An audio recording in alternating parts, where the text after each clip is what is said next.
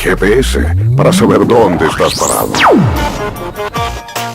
Siempre escuchamos hablar de lo agitada que es la vida actual, que estamos sometidos a altos niveles de estrés y por eso es perjudicial para la salud, la vida que llevamos, porque nos hace propensos también a una serie de problemas. Por otro lado, escuchamos sobre trastornos alimentarios y los malos hábitos que tenemos los chilenos. Ahora bien, ¿qué pasa si se unen ambos factores? ¿Puede el estrés incidir en los trastornos alimenticios o alimentarios? Se lo vamos a preguntar a Jaime Silva, quien es psicólogo, doctor en psicobiología, director además del Centro de Apego y Regulación Emocional de la Facultad de Psicología de la Universidad del Desarrollo. Bienvenido, Jaime. Muchas gracias, Soledad. Gracias por estar acá con nosotros. Primero, ¿llevamos una tan mala vida como creemos que llevamos? Bueno, yo creo que si consideramos la epidemiología nacional, en realidad todos los datos apuntan a que efectivamente en Chile estamos asistiendo a un momento, un periodo de nuestra historia que desde el punto de vista de la salud mental al menos es crítico. Es crítico, sí. ya. Es conocido, por ejemplo, que en Chile existen altas tasas de depresión y probablemente uno de los más altos niveles de suicidio en Latinoamérica. Tomamos muchos medicamentos también. Además, efectivamente, una cantidad, ¿no es cierto?, inconmensurable de psicofarmacología asociada a esto.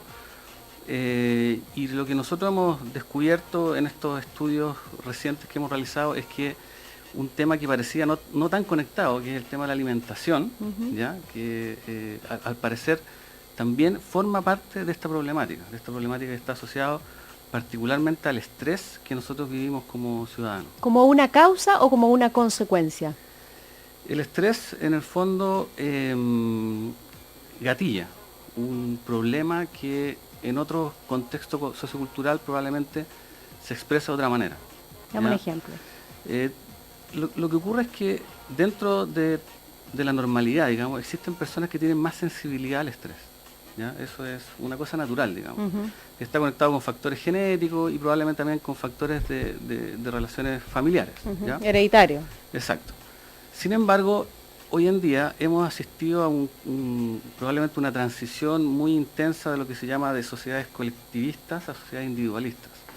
Y eso en Chile ocurrió en un plazo de 10 años. O sea, los estudios, por ejemplo, de sociológicos de esta variable muestran que en el año 2001 nosotros éramos un país súper colectivista todavía. En cambio, en el 2011 somos dentro de los países más individualistas del mundo.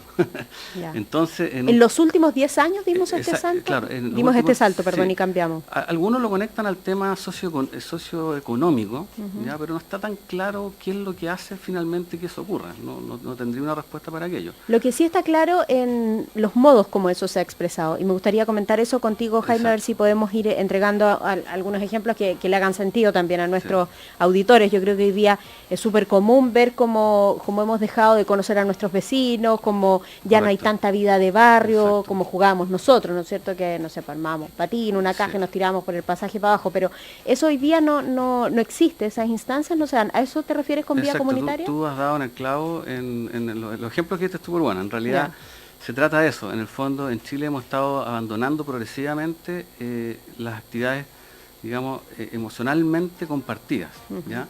Y se valora mucho hoy en día más bien el logro individual, ¿ya? El destacarse por sobre otros, el ser distinto a otros, por sobre el parecerse a otros, el estar con otros, el relacionarse finalmente emocionalmente con otros. Claro. Y entonces esta progresión hacia la individualidad genera o trae consigo también la soledad. Y en ese punto algunas personas tienen dificultad en manejar esas experiencias negativas. Y cuando hay esas dificultades pueden aparecer los trastornos depresivos o trastornos como el tema de la conducta alimentaria. Sabemos hoy en día que, y esto probablemente la gente lo ha escuchado, muchas veces uno come no por hambre, sino que más bien por querer calmar un estado emocional negativo como la ansiedad, por ejemplo. Ahora, el sistema en general, deja de decirte, y probablemente eso está mejor documentado ahí en ese estudio, Jaime, el sistema en general atenta contra que uno coma bien, porque en la mañana generalmente, no sé, o es mi caso por lo menos, sacrifico el desayuno con tal de dormir unos minutos más, o después salgo corriendo, entonces a media mañana probablemente te comes algo más contundente.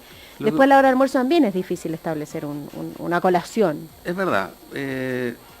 Se habla en ciencia, se habla de lo que se dice ambiente obesogénico, ¿ya? O sea, Mira. un ambiente que favorece la obesidad, ¿ya? Y ese ambiente está conectado con mucha disponibilidad de alimentos, donde tú vas, ¿no es cierto?, encuentras que hay un local, un lugar para comer, y poca actividad física, ¿ya?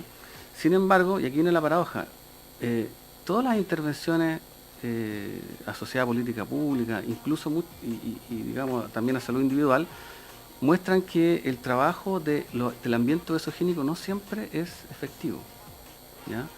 Y eso probablemente está conectado porque muchas veces la alimentación no se conecta a estas variables, sino que se conecta con esto que tiene que ver con la afectividad, es decir, personas que necesitan comer para regularse emocionalmente, para, en el fondo, lograr una estabilidad emocional que no logran porque no tienen una red, ¿no es cierto?, social, y probablemente algunas dificultades también cognitivas, digamos, para lograr un manejo de otra forma. Lo que hace, Jaime, que el problema sea mucho más complejo. Porque, por ejemplo, Exacto. como política pública uno podría decir, como ya lo hemos visto en Elige Vivir Sano, Exacto. o sea, colaciones saludables. Exacto. O sea, lo que quiero decir es que hay una solución frente a un problema. Es decir, saquemos de los kioscos, no sé, las papas fritas o la discutida ley del Super 8, regulemos ese ambiente y luego vamos a tener niños que comen más manzana, más fruta, más sándwich con verduras, etcétera. Ahí vas directo. Pero el problema es que acá, ¿cómo atacas eso? Porque si la gente está comiendo porque está insatisfecha con su vida, porque está muy ansiosa o porque está depresiva, tendrías que ir mucho más atrás y revisar los comportamientos de conducta psicológica y la escasez, además, de atención que hay para la psicología en nuestro país y para el estrés en general. Exacto, tú aciertas en tu diagnóstico. En el fondo, sabemos que todas estas intervenciones que atacan, entre comillas, al ambiente obesogénico, finalmente tienen una efectividad limitada, ¿ya? Y en el fondo tendríamos que dirigirnos hacia apuntar a estos factores que son más psicoafectivo, llamémoslo así. Y eso no es tan fácil como tú vislumbras, ¿ya? Probablemente algunos elementos conectados con la alfabetización emocional, es decir, que la gente aprenda a conocerse desde el punto de vista emocional mejor, pudiera ser una política pública que debiera tener un impacto en estas variables. Y también, y esto yo creo que no es menor, es que los chilenos debemos también, creo, retomar un poco la vida colectiva, es decir, tengo la impresión que el hecho de seguir esta vida tan individualista finalmente no es bueno para nadie. ¿Ah? Y creo sí, estoy de acuerdo contigo. Se han ido perdiendo esas instancias que son sanas, porque escuchas otras historias de vida, porque puedes comparar la tuya, porque puedes debatir, porque te traes nuevas cosas a tu vida, porque aprendes otras cosas, incluso desde el punto de vista alimenticio, porque cuando se juntan muchas personas y hagamos el malón, que en mi época era el malón, pero bueno, hoy día tú traes la ensalada, tú traes el postre, tú no sé qué, hay también como una responsabilidad a la hora de sorprender y agradar al otro, pero también a la hora de disponerse para comer lo que otros traen y lo que otros te han propuesto, que en el fondo eso puede ser una analogía perfecta entre el ámbito comunicativo y el ámbito alimenticio. Exacto. Mira, como dices tú, antiguamente éramos así. Y hemos ido perdiendo. A mí me sorprende, por ejemplo, hablar con muchachos jóvenes, cómo han ido cada vez más abandonando en el fondo la vida en grupo, ¿ah? Y cómo esto se ha transformado en una frenesí por ser distinto, por destacarse, por gritar más fuerte, por levantar la voz, por tener una opinión, una posición en el mundo. Pero yo estoy de acuerdo contigo, yo creo que ahí lo que falta es un trabajo espiritual, y un trabajo espiritual que tiene que partir además del conocimiento que te vayan inculcando en los colegios, en la escuela, respecto de las emociones y lo importante que es eso. Vámonos derecho al estudio. ¿El estudio plantea soluciones? Nosotros planteamos, como mencioné hace un momento, que del punto de vista de la política pública, un tema es la alfabetización emocional. ¿Ya? Si tú hablas con niños hoy en día, existe todavía un desarrollo bastante limitado de la afectividad. ¿Ah? Es decir, nos cuesta diferenciar emociones, nos cuesta diferenciar, por ejemplo, dentro de una emoción, si yo te digo, por ejemplo, rabia, furia e ira, probablemente para ti o para otros puede sonar como sinónimos casi, ¿ya? Pero en realidad hay graduaciones en nuestra experiencia emocional que no tenemos el hábito de diferenciar y distinguir ese tipo de aprendizaje. ¿Y cómo se enseña eso, Jaime? ¿Cómo se alfabetiza emocionalmente? Bueno, hasta ahora la alfabetización emocional está prácticamente en manos de los padres. ¿Ah? ese es el lugar donde probablemente se desarrolla más fuertemente la alfabetización hoy en día en Chile, ¿ya? Pero en otros países sabemos que también se puede hacer en otros contextos. En el contexto educativo, por ejemplo, es una manera de fomentar este tipo de aprendizaje, y es posible.